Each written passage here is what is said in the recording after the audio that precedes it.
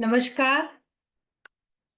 I am निशा अग्रवाल, को founder tax point group, और आज के इस वेबिनार में मैं आप सभी का स्वागत करती हूँ।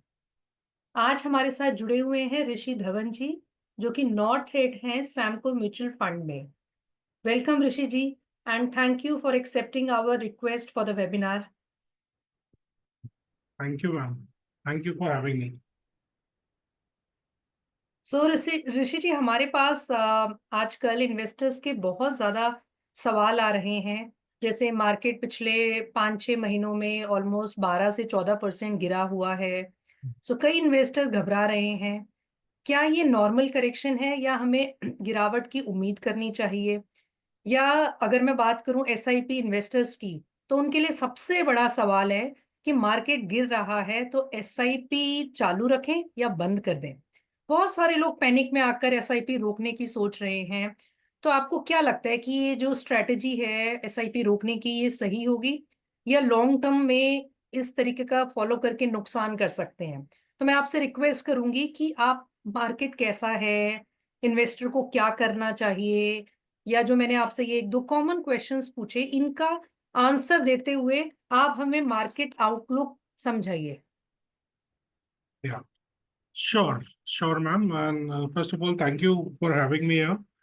Uh, if you just allow me, I'll just open my presentation और उस presentation के through हम लोगों ने उसको इस तरह से डिजाइन किया है कि 90% क्वेश्चंस जो हैं वो उससे एड्रेस हो जाएंगे। कुछ उसके बाद भी अगर मन में प्रश्न आते हैं तो we can just take it post that. Yes yes, sure sir. तो और मैं अपने सभी पार्टिसिपेंट से भी रिक्वेस्ट करूंगी कि अगर आपके कुछ भी क्वेश्चन आए तो आप प्लीज ड्रॉप बॉक्स में जरूर डालें, हम उनको एंड में टेकअप करेंगे।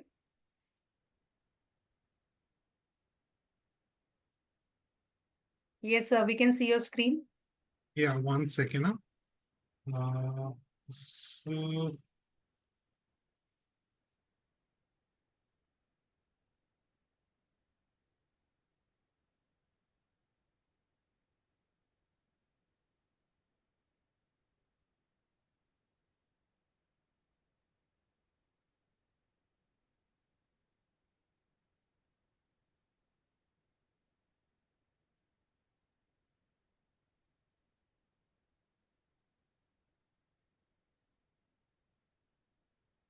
Yes sir. So, I've like named this presentation. The topic of this presentation is "Wake up and smell the coffee." मतलब अब सुबह हुई है, जागिए और थोड़ा सा कॉफी का स्मेल करिए, असलियत अपने आसपास को जानिए। सो जैसा आप बोल रही थी मैम कि मार्केट को देखना है हमको कि मार्केट है क्या। थोड़ा सा बैकग्राउंड में भी अगर हम जाके बात करते हैं और हम ये देखते हैं कि मार्केट ने आज की डेट में जो मार्केट है ना वो किस चीज का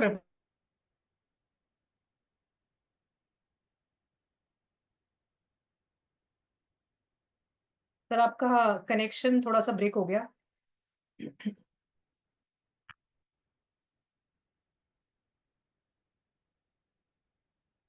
ऋषि sir, are you with us? आपका कनेक्शन ब्रेक हो गया लगता है।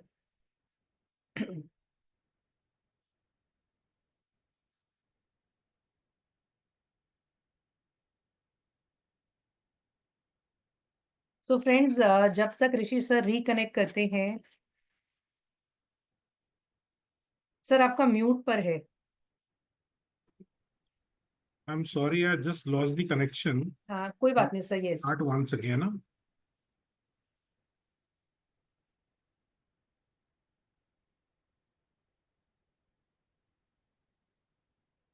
या yes sir. I am really sorry.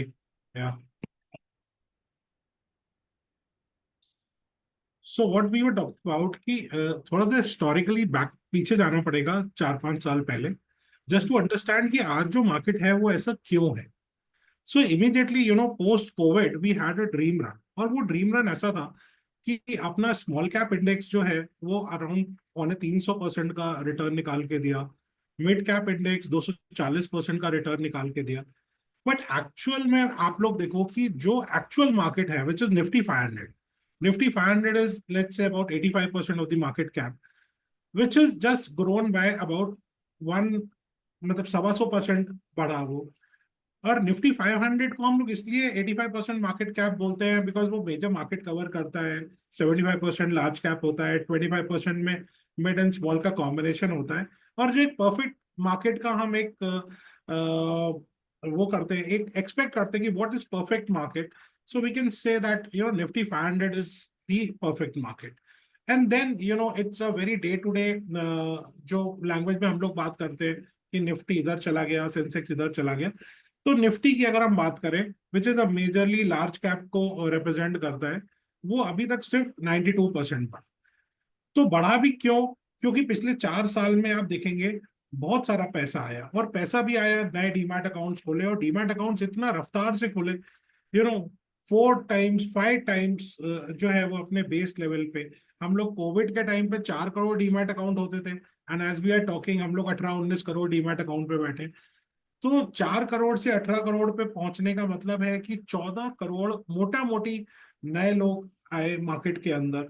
इसमें से कुछ ऐसे लोग थे जो पुराने थे, जिन्होंने मार्केट को समझा है, पहले ऊपर चढ़ते हुए नीचे गिरते हुए देखा। बट बहुत सारे ऐसे भी लोग थे मैम, जो कि जो है वो नए प्लेयर्स थे, यंगस्टर्स थे, जिन्होंने मार्केट को गिरते हुए देखा नहीं। वो स्विंग में आए, मार्केट के स्विंग में। दूसरा डेटा कुछ और भी बोलता है मैम, हम लोग चूंकि म्यूचुअल फंड इंडस्ट्री से हैं, तो म्यूचुअल फंड में भी बहुत जबरदस्त ग्रोथ हुआ। आप देखेंगे 2016 से 2020 में जो है वो खाली 2x का ग्रोथ हुआ। बट एक हायर बेस के बाद जो है वो 2021 से 2024 में भी जो है वो फ्लो जो आया पैसे का वो जबरदस्त आया, और हायर बेस से 3 गुना और बढ़ गया। इसका कंट्रीब्यूशन एसआईपी ने भी जबरदस्त दिया। 21,000 22,000 करोड़ का एसआईपी का इनफ्लो आ रहा है, विच इज लाइक फिनोमिनल। और क्या हुआ कि लिक्विडिटी जो है ना, जो पैसा है वो बाजार को ऊपर की तरफ लेके जाता। तो इसका निष्कर्ष क्या हुआ कि अलग अलग जगह पे पैसा गया। अब पैसा हम लोग अगर डिवाइड करें कि देखें कि कहाँ पे गया, ये एम्फी का डेटा मैं आपको शो कर रहा हूँ ना, तो हाँ जी। देखेंगे कि सबसे ज्यादा जो पैसा गया वो मल्टी कैप फंड्स में गया। मल्टी कैप फंड में इसलिए गया बिकॉज ये सेबी ने एक नया कैटेगरी इंट्रोड्यूस किया था। So almost every fund house, brought in the multi-cap fund. Hmm. So which was very normal. It was very, a welcome step from all the investors. But एक छोटा सा चीज, अब हम लोग आते हैं गड़बड़ इरैशनल हम लोग किधर पे थोड़ा सा हुए, जो कि समझना बहुत जरूरी है। आप हमारा डेटा देखें तो आप देखेंगे कि सेक्टोरल और थीमेटिक फंड्स में बहुत ज्यादा पैसा गया। हाँ उसके जी। बाद पैसा गया स्मॉल कैप फंड। अब एक्चुअल में क्या है कि व्हेन वी से mutual fund is a basket of schemes where all small investors they collectively come together, आते हैं पैसा लगाते हैं मार्केट में, और वो डिपेंडेंट होते हैं एक फंड मैनेजर के ऊपर। बहुत ज्यादा लोग समझते नहीं है। बट क्या हुआ, पैसा जो है वो किधर गया? हाई रिस्क एसेट पे गया।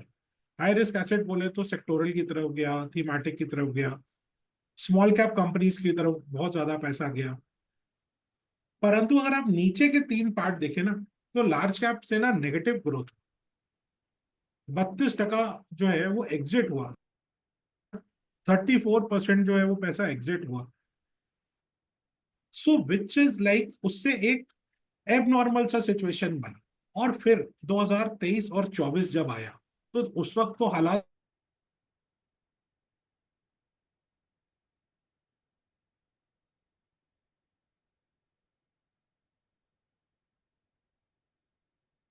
सर का आई थिंक इंटरनेट पे डिस्कनेक्ट हो गया है। बट सो 2024 में अगर हम 100 रुपए लार्ज कैप फंड में दे रहे हैं, तो हम 112 रुपए मिड कैप फंड में दे रहे हैं। इतना ज्यादा यूफोरिया आ गया।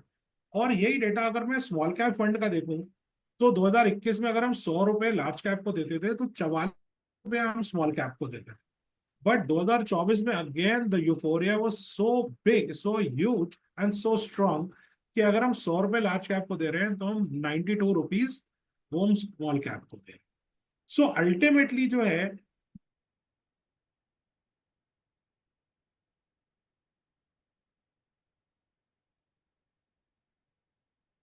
और हम लोग एक वर्ड यूज करते हैं मार्केट में, अभी आप बहुत सुनने में आ रहा है कि ये फंडामेंटली स्ट्रांग है, ये टेक्निकली स्ट्रांग है। बट हम लोग के हिसाब से फंडामेंटल टेक्निकल डेफिनेटली कुछ चीज होता है।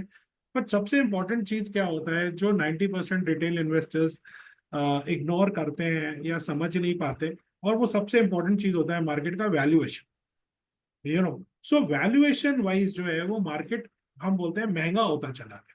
हाँ महंगा जी। क्यों होता चला गया? बिकॉज जिस चीज की उतनी वर्थ भी नहीं थी, उसमें पैसा आता चला गया, आता चला गया, और वो महंगा होता चला गया। अब मैं हर किसी को एक एग्जांपल देता हूँ कि एक पानी की बोतल होती है, लेट से 10 रुपए की मिलती है मार्केट में। आप कहीं एक बुरे जंगल में या किसी खराब सिचुएशन में फंस गए, करेक्ट। तो जो है वो आप वो बॉटल को 20 रुपए की भी ले लेंगे, 50 की भी ले लेंगे, 100 की भी ले लेंगे, but throughout your life you will not keep buying that bottle for 100 rupees. Correct. At one point of time you will come and say कि नहीं नहीं भैया अभी वापस चलते हैं जहां पे 10 रुपए की मिलती है, which is the fair price of the bottle, and hmm. we'll drink water there. और या हम कहीं फंस जाएंगे, एक फैमिली है, तो बोलेंगे चलो 2 बॉटल ले लेते हैं, शेयर कर लेंगे उसमें, because it's like 10 times above the fair price. तो हम इसको बोलते हैं अपनी इकोनॉमिक्स की लैंग्वेज में मीन रिवर्जन। यू नो, कि हमारा जो एक्चुअल वर्थ है हम उस पे वापस जा रहे हैं, मीन रिवर्ट कर रहे हैं हम।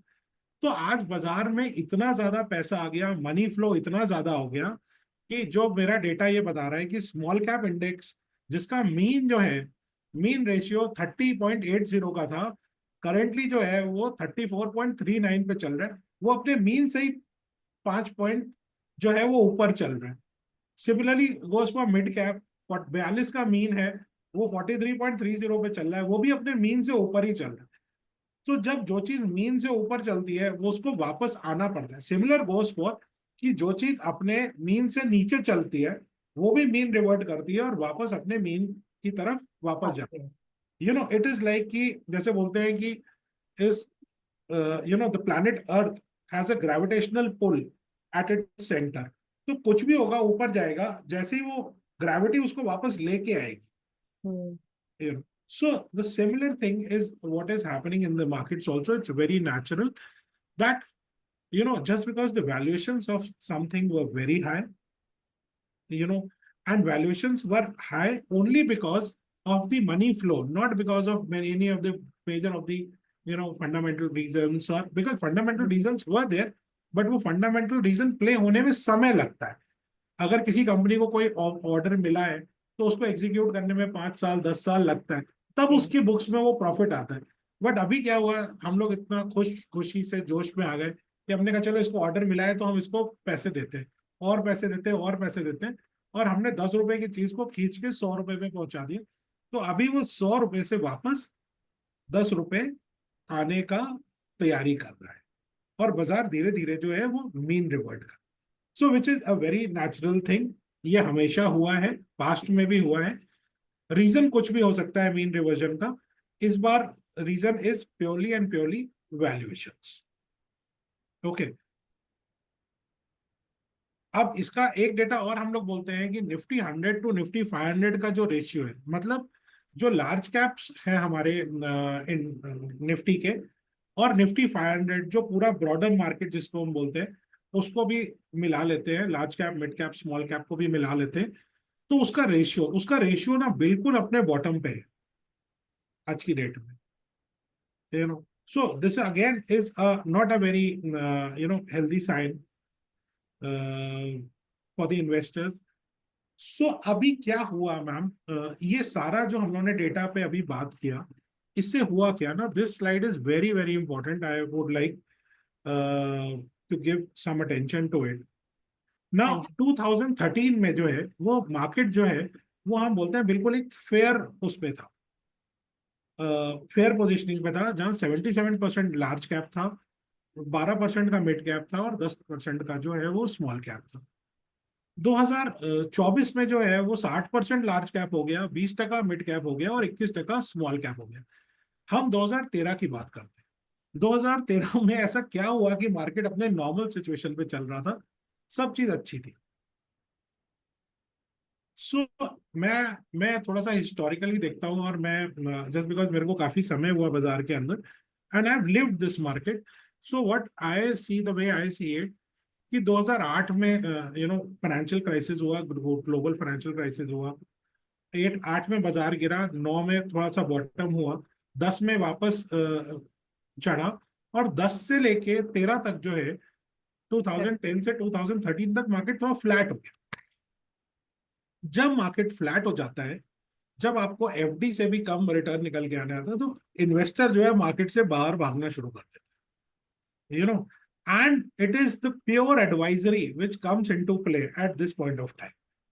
तो जब एडवाइजरी काम आती है, तो वो एडवाइजरी बोलती है कि आप अपना एसेट एलोकेशन प्रॉपरली करें। तो वो करेक्ट। एडवाइजरी ने 2013 आते आते जो है वो मार्केट को अपने नॉर्मल जैसा बिहेवियर होना चाहिए उस पर पहुंचा दिया। जैसे पहुंचा हम दिया। बोलते हैं कि जब कोविड का लॉकडाउन था, तो हम लोग दिल्ली में रहते हैं, और दिल्ली में देखा कि लॉकडाउन में ना जो हमारा AQI लेवल्स थे ना, वो अपने आप गिर गए, बिकॉज हम पोल्यूशन कर ही नहीं रहे थे।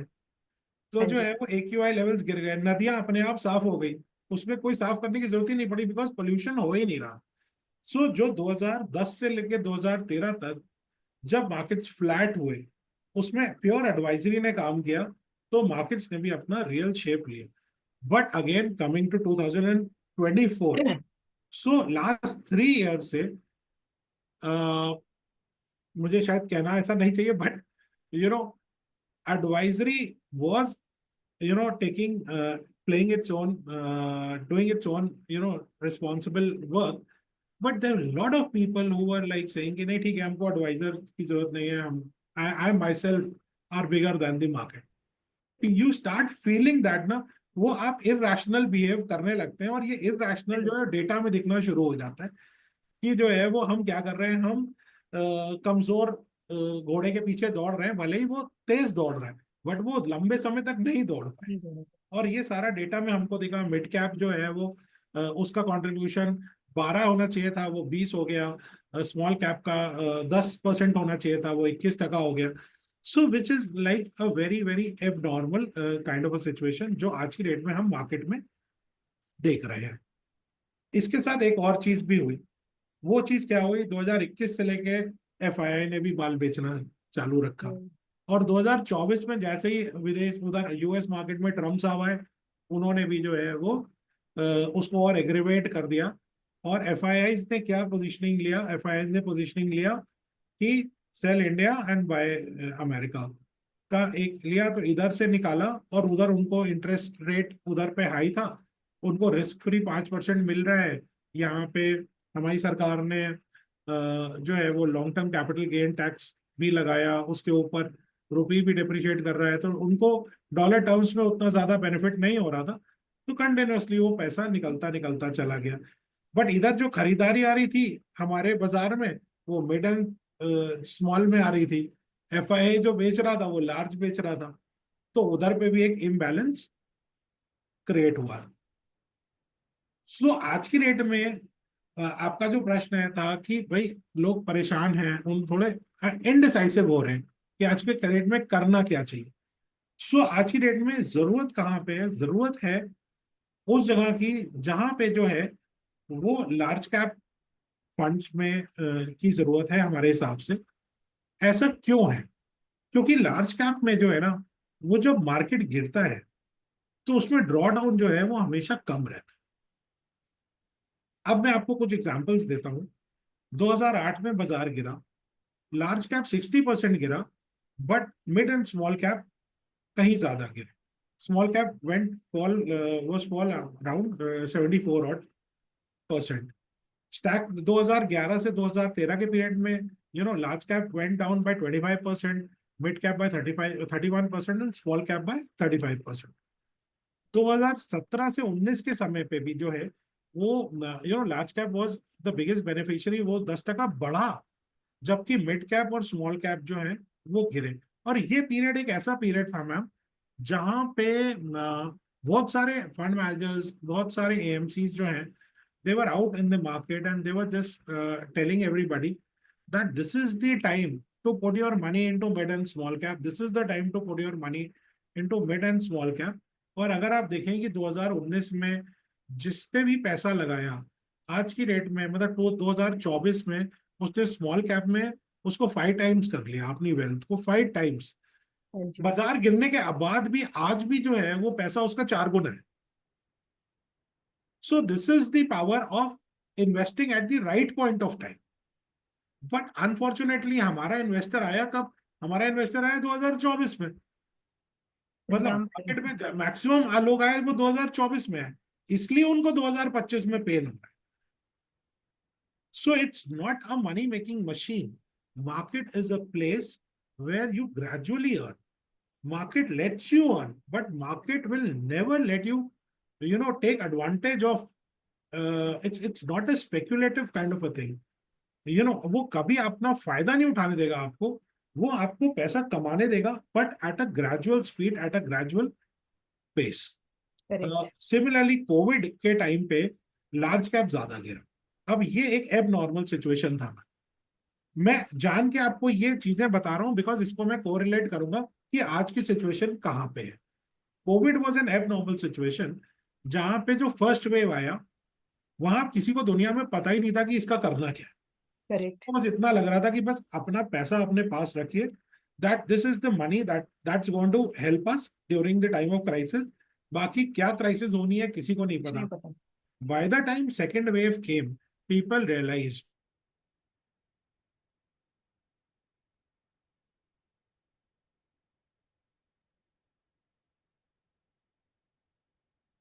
मैं पार्टिसिपेंट से रिक्वेस्ट करूंगी कि अगर आपके कोई भी क्वेश्चन है या ड्यूरिंग द वेबिनार आपके माइंड में आते हैं, तो आप प्लीज हैंड रेज करिए या आप अपने क्वेश्चंस ड्रॉप बॉक्स में डाल सकते हैं। हम जरूर उन क्वेश्चंस को टिकअप करेंगे, बिकॉज आई नो कि आज की सिचुएशन में हमारे इन्वेस्टर्स के माइंड में इतने क्वेश्चंस आते हैं, हमें इतनी कॉल्स आती है डेली बेसिस पे। जो मैंने अभी सर से भी क्वेश्चन करा कि एसआईपी चल रही है हमारी, रिटर्न्स उतनी अच्छी नहीं दिख रही, कंटिन्यू करें या स्टॉप कर दें। हाँ जी sir.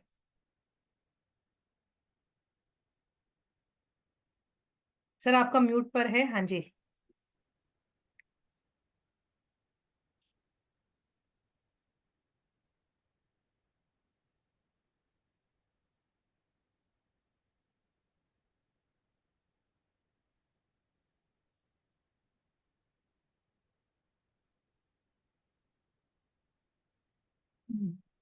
Ji sir. So, I'm sorry for that. There was like some power failure. Uh, so, what I was trying to tell you was that COVID was an abnormal situation wherein large caps fell more than the mid cap, but slightly lesser than the small cap. And global interest rate 2021 to 23 maybe it was the small cap which is like felling the maximum. So the point is कि ऐसा क्यों होता है कि large cap जो है वो कम गिरता है, मिड एंड स्मॉल कैप जब गिरता है तो ज्यादा गिरता है। ऐसा इसलिए होता है बिकॉज उसमें वॉलेटिलिटी बहुत कम रहती है। बिजनेस मॉडल जो होता है वो प्रोवन रहता है। जो अपने आप देखो जो अपनी टॉप 100 कंपनीज है उनमें जो है वो पिछले 30 साल का ट्रैक रिकॉर्ड है, 50 साल का ट्रैक रिकॉर्ड है। और उनका जो उन्होंने ना ये बिजनेस आप ऊपर और नीचे के साइकिल जो है ना, they've seen it multiple times in the life of their company, so they know how to handle the situations। और ये एक लॉन्ग रन में जो है वो कंसिस्टेंट रिटर्न्स देता है। So I just go to the previous slide which says कि निफ्टी 100 टीआरआई ने जो है वो पिछले 20 साल में 15% का रिटर्न निकाल के दिया है।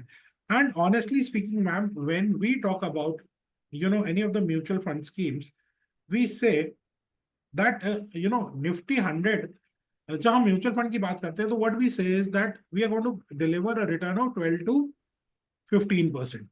हाँ जी। So that is the actual benchmark.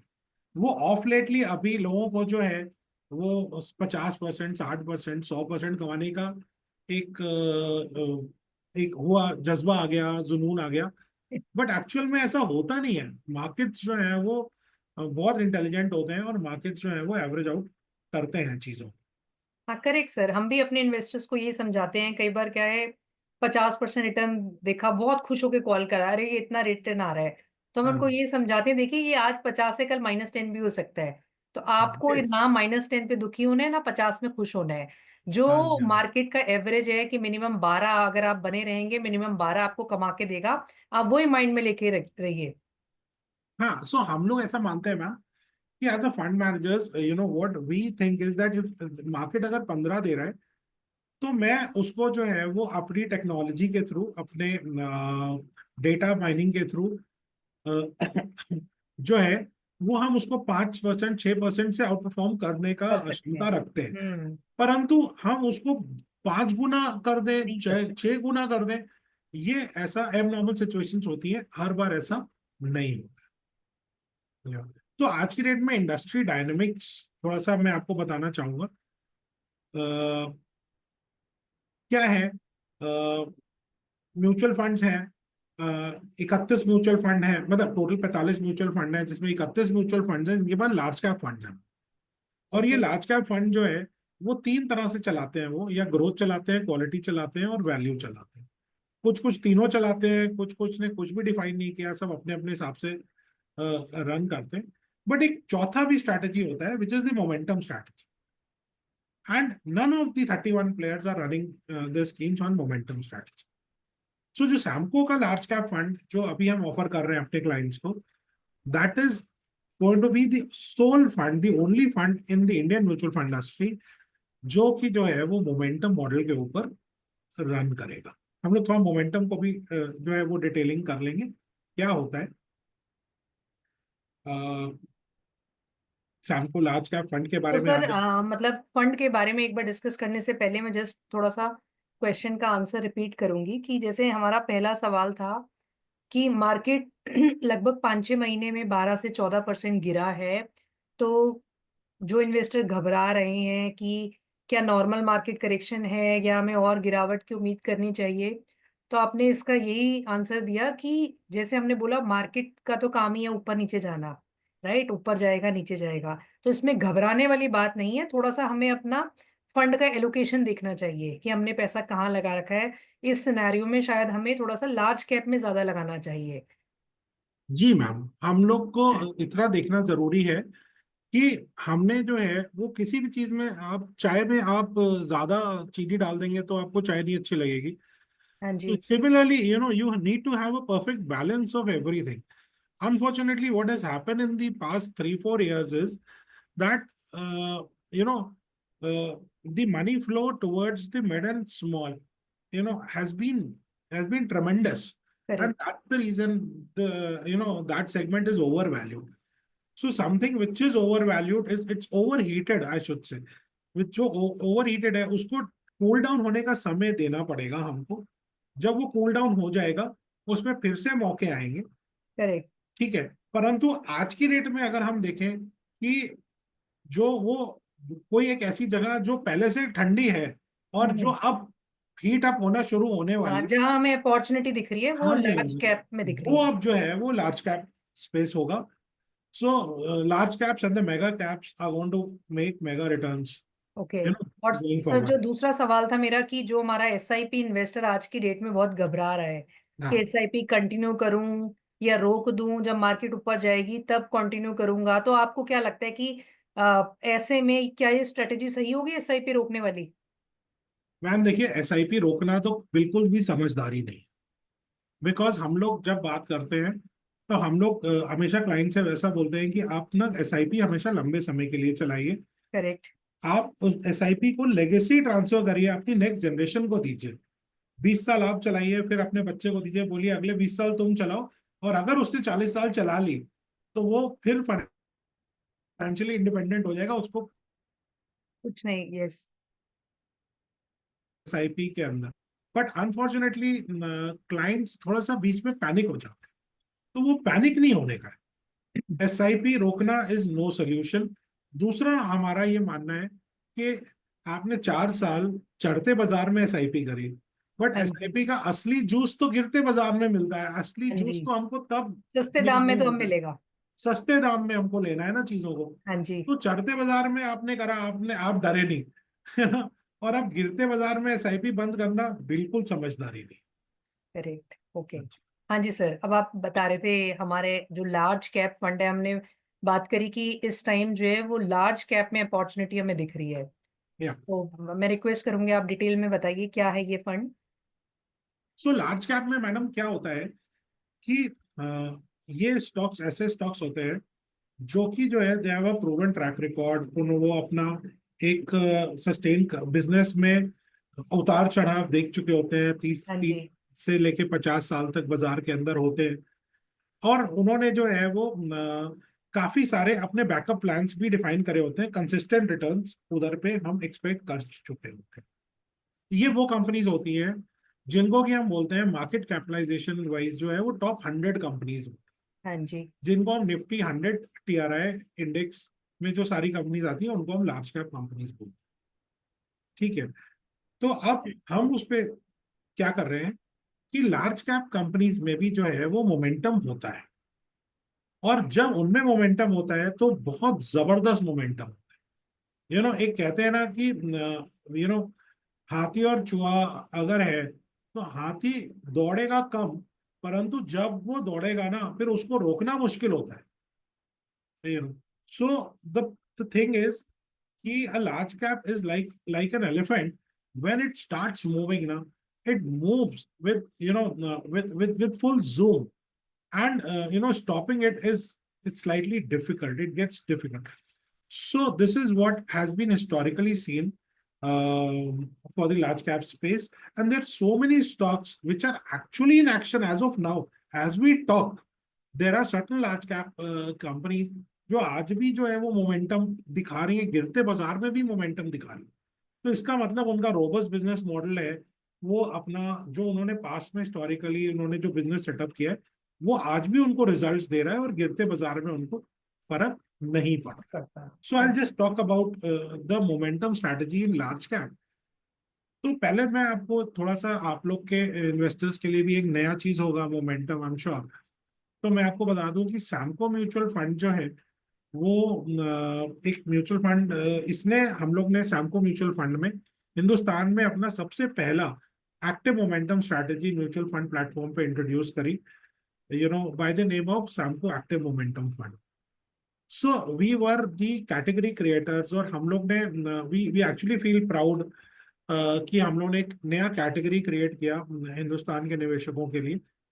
और ये कैटेगरी में ऐसा नहीं है कि पहले काम नहीं हो रहा था, काम हो रहा था, बट एक्टिव साइड पे नहीं। हाँ जी। सो एक MSCI है which we called Morgan Stanley composite index.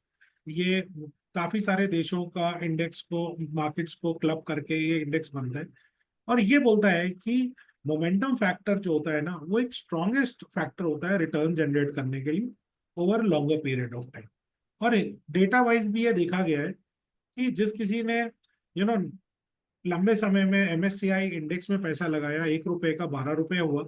Similarly MSCI का मोमेंटम इंडेक्स भी है, उसमें पैसा लगाया तो 1 रुपए का सेम पीरियड में 27 रुपए हुआ। So just double the return what you get in the momentum. Point is whether it works in India और नॉट। तो मैं आपको बताता हूँ मैडम, मोमेंटम जो है वो इंडियन मार्केट्स में इंट्रोड्यूस किया था NSE ने 1 अप्रैल 2005 में, जहाँ पे उन्होंने हमको 2 इंडेक्स दिए थे।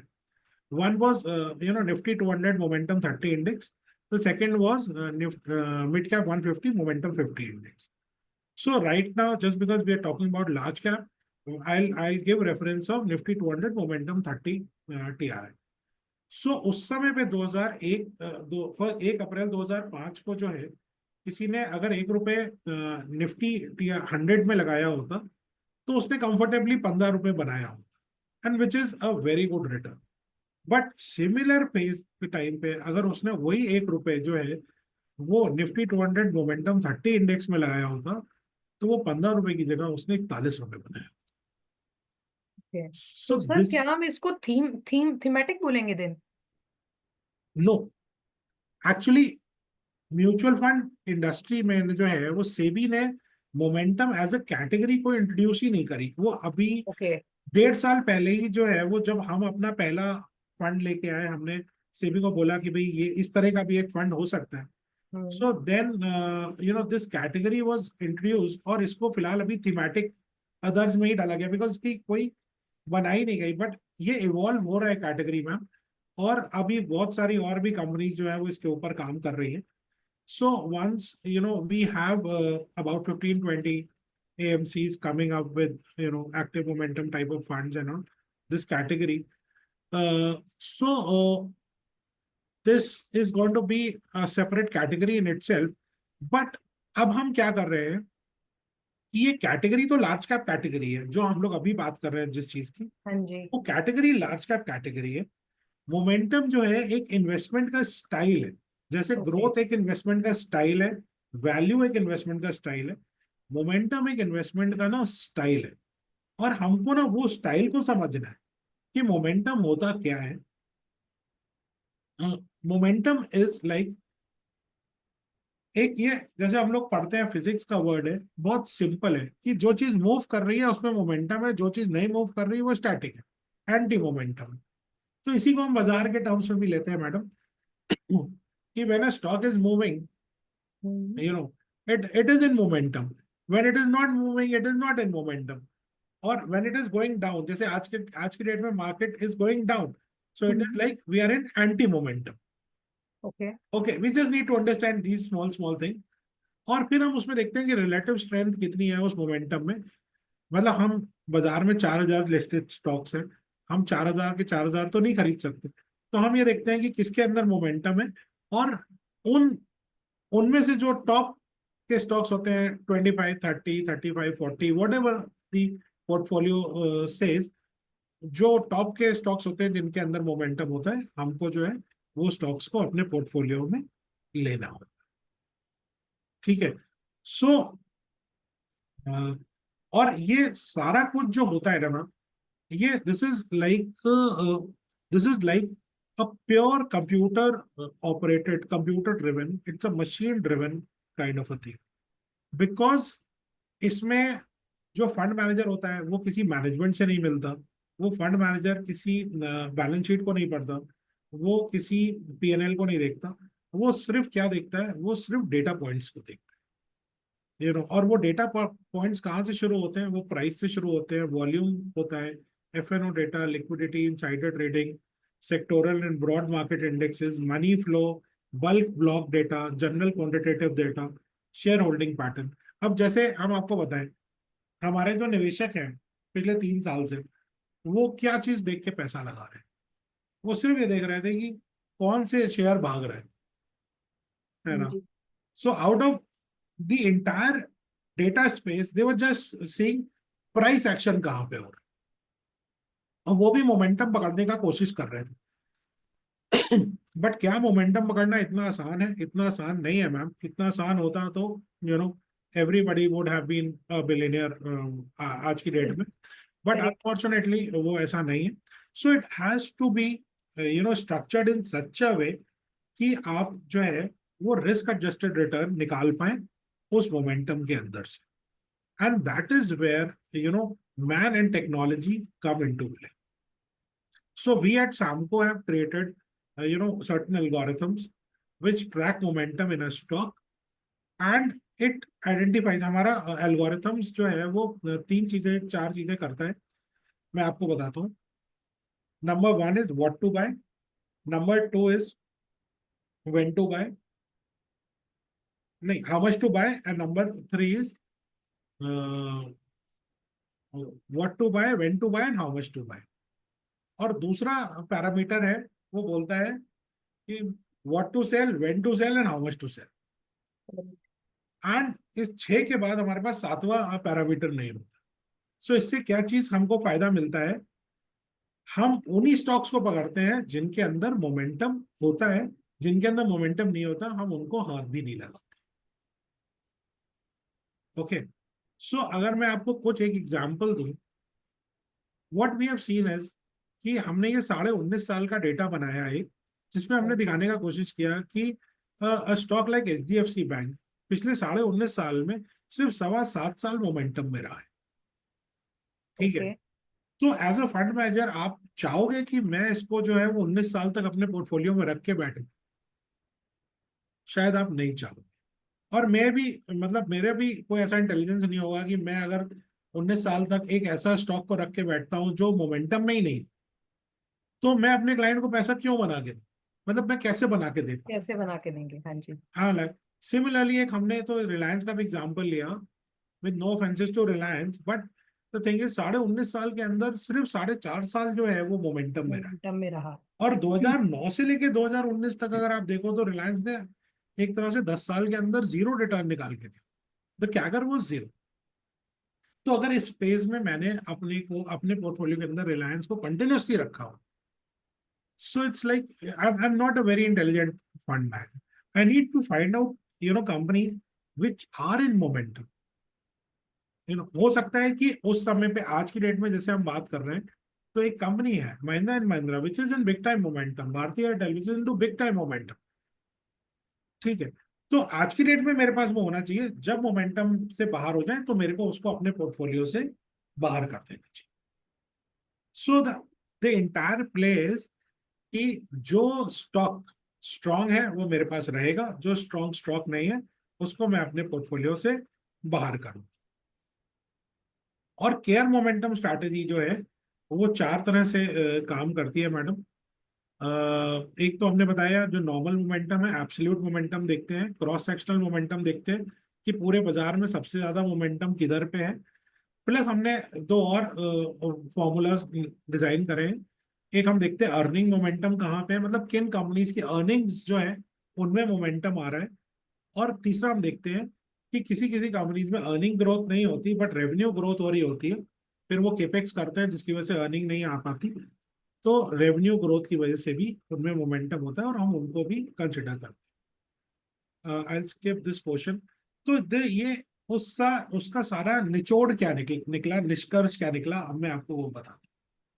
निष्कर्ष क्या निकला मैडम कि निफ्टी 100 जिसकी हम लोग बात कर रहे हैं, उसके हम्म, टॉप कॉन्स्टिट्यूएंट्स जो अगर आप देखें तो H D hmm, F C bank, ICICI bank, Reliance, Infosys, ITC, Bharti, hmm, L N T, Tata, TCS, State Bank of India और एक्सिस बैंक है।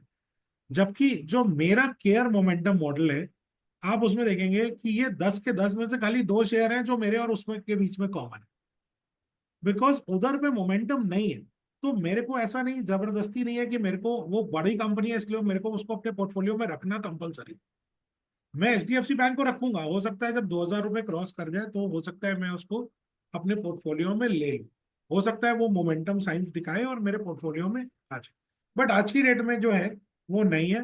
And the two common companies between me and Nifty 100 is, number one is ICICI bank and number two is Bharti Airtel. Hmm, so we say कि हमारा जो active share है which is like 80%, हम लोग जो है वो इंडेक्स को कॉपी नहीं करते और इसीलिए जो है वो हम बेहतर रिटर्न इंडेक्स से निकाल के देते हैं। तो इसकी स्टैटिस्टिक्स क्या निकल के आती है मैडम? हमने आपको बताया कि निफ्टी 100 टीआरआई ने 15% का रिटर्न निकाल के दिया, बट ये 15% रिटर्न निकालने के लिए जो है वो उसने रिस्क कितना लिया, स्टैंडर्ड डिविएशन कितना था? स्टैंडर्ड डिविएशन वो 21%। सो अगर हम लोग एक आम भाषा में बात करें तो मैडम आप बताओ कि 1 रुपए कमाने के लिए मेरे को कितने रुपए का रिस्क लेना चाहिए, which which will call that it's a fair trade, so let's say मेरे को 1 रुपए कमाने के लिए अगर मैं 50 पैसे का रिस्क ले रहा हूँ तो यू विल अप्रिशिएट मी कि हाँ ठीक है आप रिस्क कम ले रहे हो। 1 रुपए कमाने के लिए अगर मैं 1 रुपए का भी रिस्क ले रहा हूँ then also you will appreciate me. But अगर 1 रुपए कमाने के लिए मैं 2 रुपए से भी ऊपर का रिस्क ले रहा हूँ, so then you will say कि ठीक है, जीतेंगे तो 1 रुपए आएगा, हारेंगे तो 2 रुपए जाएगा। सो विच इज लाइक ठीक है, बट तब भी लोग कर रहे हैं। परंतु जो मेरा मॉडल है which says a CAGR of 20% with a standard deviation of 14%. So over there I am taking a lesser risk for making a higher return for the client.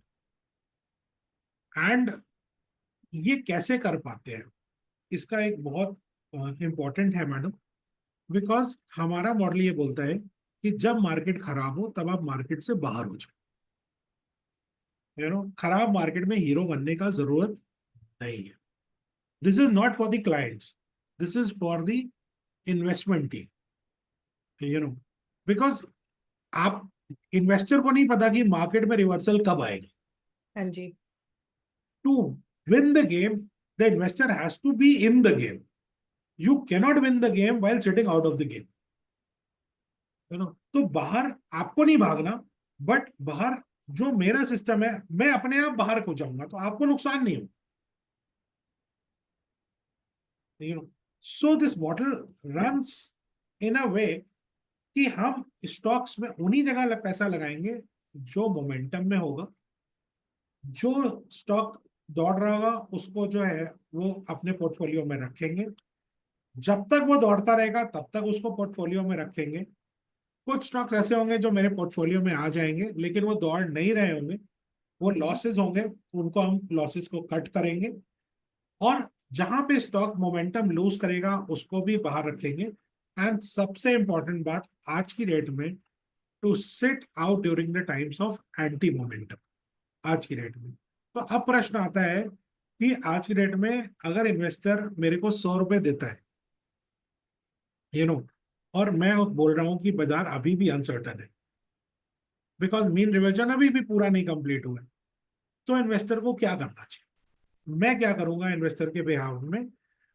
मैं जो हूं वो आज की डेट में पूरा का पूरा पैसे को हेज करूंगा, और मैं क्लाइंट का पैसे को नीचे नहीं जाने दूं। If somebody has given me 100 rupees, I will ensure कि वो 100 रुपीज 99 नहीं हो। Point number one. तो अगर मार्केट यहां से 10% नीचे जाता है, तो investor will not lose anything. Okay, but investor will be in the game. We don't know, you don't know, the client doesn't know कि मार्केट में रिवर्सल कब आएगा। जिस दिन भी रिवर्सल आएगा, you know just because we are in the markets, हम लोग हेज हटा के ओपन पोजीशन इक्विटी की करेंगे, और हम जो है वो जो इक्विटी का अपसाइड बेनिफिट है वो क्लाइंट्स हम्म। को ऑटोमेटिकली आना स्टार्ट हो जाएगा। सो आज की डेट में गिरते बाजार में क्लाइंट का पैसा बचाना इज द फर्स्ट प्रायोरिटी। जब चढ़ता बाजार होगा तो क्लाइंट को फुल फ्लेजेड फ्रंट फुट पे आके खेलना इक्विटी में, वो उसकी नेक्स्ट प्रायोरिटी हो जाएगा। So this model is designed in such a way कि वो गिरते बाजार का वो भी इन्वेस्टर प्रोटेक्शन के पैसे का प्रोटेक्शन को एड्रेस कर रहा है, और चढ़ते बाजार में जो है वो क्लाइंट को पूरा मौका देगा making money out of equities. Sir यही हमारे म्यूचुअल फंड की ब्यूटी है, जिसको हम कहते हैं कि मार्केट में देखिए पैसा तो हर कोई लगाता है। आज की सोशल मीडिया है, इतनी चीजें आती हैं, हर कोई लगाता है। बट जो बात होती है वो होती है सब टाइमिंग की, कि जो नॉर्मल इंसान है उसको नहीं पता कि किस समय घुसना है, किस समय निकलना है। वो 99% केस में घुसने के टाइम में निकलता है, और जब उसको निकलना होता है उस टाइम पे वो घुसता है। तो म्यूचुअल फंड की जो हम बोल रहे हैं यही ब्यूटी है कि पैसा लगा के जो इन्वेस्टमेंट मैनेजर है वो आपके बिहाफ पे ये काम करके दे रहा है, जो कि who is a experience person, professional person. यहाँ पे आपको बैठ के नहीं सोचना कि अगर यूएस में रेट बढ़ गए घट गए तो आपको क्या करना है। आपकी सारी हेडेक हमारा म्यूचुअल फंड ले रहा है। Yeah, absolutely. Investor just needs to, put in the money and sit patiently. Correct. Don't panic. And दूसरा क्या है ना कि अपने एडवाइजर का बात मानिए। हम लोग जैसा बोल रहे हैं ना, जब मैंने एक स्लाइड में दिखाया कि 2019 was the apt time for mid and small cap, but उसमें बहुत सारे लोग नहीं आए। मैंने अपना पैसा लगाया था। मैं आपको बता रहा हूँ आज भी वो 4 टाइम्स है despite the markets have fallen. हाँ correct. So what we are trying to tell you is कि आज समय है आज जो 2019 में मिड कैप और स्मॉल कैप के लिए समय था, वो आज आज वही लार्ज। समय लार्ज कैप के लिए है। तो सर यहाँ पे एक और क्वेश्चन आता है थोड़ा सा इन्वेस्टर का, कि मार्केट तो टूट रहा है, हाँ जी। अब क्या क्या अभी सभी सही समय है क्या, थोड़ा सा टूटने का और इंतजार करें, थोड़ा और पेशेंस बनाए, मार्केट में घुसे नहीं घुसे, क्या करें? मैम मैं आपको बताता हूँ, मार्केट में इन्वेस्टर जो है वो कभी भी गिरते बाजार को तो पकड़ नहीं पाए, हिस्टोरिकली तो नहीं जी। पकड़ पाए। हाँ जो जी। वेट करते हैं वो वेट करते रह जाते हैं। ठीक है, बाजार कब रिवर्सल लेगा तब भी क्लाइंट वेट करता रह जाएंगे, और वो बोलेंगे वापस नीचे के लेवल पे, बिकॉज वो नीचे का भाव देख चुके होते हैं, तो वो फिर उसी भाव पे आने का वेट करेंगे। So it is like, please don't time the market, we are there to time it for you, है ना। One guarantee that I I from Samco I am giving you is that बाजार टूट रहा है, ये आपको भी दिख रहा है, मेरे को भी दिख रहा है, बट कोई भी आके आपसे ऐसा नहीं बोलेगा कि मैं आपका पैसा टूटने नहीं दूंगा। So I am coming out and giving you, telling you this thing very clearly कि सर मैं आपका पैसा टूटने नहीं दूंगा, मैं आपके पैसे के ऊपर हेज के करूंगा, it's going to be an arbitrage kind of play जो करेंगे, और इसमें भी हम आपको 2-4% का जो है वो पॉजिटिव रिटर्न निकाल के देंगे। तो गिरते बाजार में पैसा बचाना अपने आप में जो है वो एक मतलब money saved is money earned correct. Type of situation, which we are going to do it for you. Don't worry on that front. Markets are falling, let it fall. That's a basic nature of the market. And me and you, it's out of control.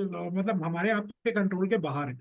So मतलब let's not discuss this thing कि market टूट रहा है, कितना टूट सकता है, हमें भी नहीं पता, किसी को भी नहीं पता कोई उस नहीं सर, कितने बड़े बड़े एक्सपर्ट सारे यही कहते हैं, no one can time the market. Yes. किसी को So नहीं पता। you be in the market. Number one, yes. you select a scheme which can protect your money tax efficiently, and plus when the markets will start rising, it can immediately give you the benefit of the rising market. अच्छा sir, एक और question है मेरा कि जो नया investor है, जिसने अभी तक म्यूचुअल फंड में पैसा नहीं लगाया, नया इन्वेस्टर है और उसने अब सुना है, जैसे सपोज हमारा वेबिनार देख रहे हैं, वो सुनेंगे आगे रिकॉर्डेड सेशन देख के कि हमने बोला कि अच्छा समय है, मार्केट में टूटा हुआ है, अच्छा समय है लेने का। तो नए इन्वेस्टर के लिए आप क्या कहेंगे कि क्या ये सही पॉइंट है मार्केट में घुसने के लिए? बिल्कुल मैडम, सही पॉइंट है, और पूरी ताकत से आना चाहिए, परंतु 4 साल के लिए आना चाहिए। 1 साल में पैसा नहीं बना के दे हाँ पाएंगे, करेक्ट, वो सॉरी। तो म्यूचुअल फंड में कभी भी नहीं सजेस्ट तो करते। नए इन्वेस्टर को जल्दी रहती है पैसा बनाने की, बट एक्चुअल में हकीकत यह है कि पैसा इतनी आसानी से नहीं बनता। मनी अगर पैसा पेड़ों में भी उगता मैडम, तब भी पेड़ बड़ा होने में 8-10 साल लगते हैं। तो जो है वो समय तो देना पड़ेगा। मार्केट है, मार्केट अपने हिसाब से ही चलता है, हमारे आपकी इच्छाओं के अनुसार नहीं चलेगा। So if you have a time horizon of 4-5 years, you are most welcome. Please join the ever growing market. This is going to help you make good wealth in future. पर एक स्टडी भी है जो research कहती है कि अगर किसी ने भी मार्केट में किसी भी टाइम पैसा लगाया हो, उड़ता घटता बढ़ता जैसा मर्जी बाजार हो, जिस भी टाइम पैसा लगाया हो, अगर वो 8 साल मार्केट में बना रहा, तो उसको मतलब सबने मिनिमम 12% मार्केट से कमाया है। बस उसको ये नहीं देखना किस टाइम आया किस टाइम गया, बस 8 साल बना रहे मिनिमम। तो हर किसी ने जो भी 8 साल बना रहा मिनिमम 12% कमाया है। बिल्कुल सही कह रहे हैं आप। आपका टाइम होराइजन जितना लंबा रहता है, आपका रिस्क उतना जो है वो कम होता जाता है। ये इनवर्स रिलेशन होता है। तो just time your time horizon rather than timing the markets.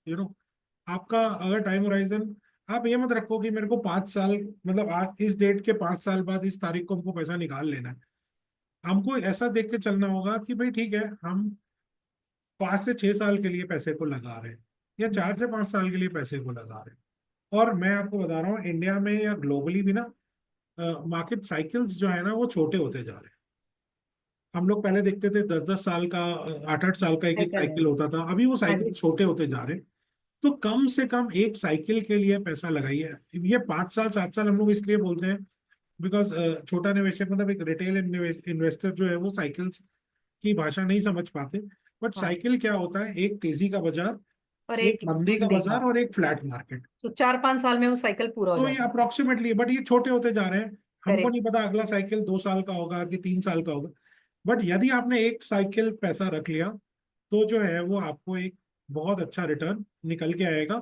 जो रिटर्न वो पर्टिकुलर प्रोडक्ट के कैगर का प्रोडक्ट होगा, वो उस तरह का रिटर्न आपको 100% निकल के आएगा। ओके, तो सर ये जो आपने बताया, हमने Samco India, Samco Samco large India, cap fund. Samco large cap fund. तो जैसे इसका एनएफओ कल क्लोज हो रहा है, हाँ जी। तो अगर हम कल तक पैसा लगाते हैं या उसके बाद पैसा लगाते हैं, तो इन्वेस्टर को क्या डिफरेंस होगा? नहीं, कोई डिफरेंस नहीं होगा मैडम। बीच में कल बंद हो जाएगा, कल लास्ट डे है एनएफओ का। उसके बाद एक हफ्ते के लिए जो है वो बंद हो जाएगा।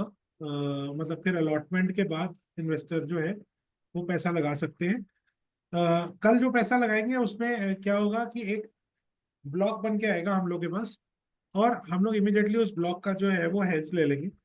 सो the good part is going to be that हमारा डे वन से जो है एक इक्विटी आर्बिट्राज का रिटर्न आना स्टार्ट हो जाएगा क्लाइंट को।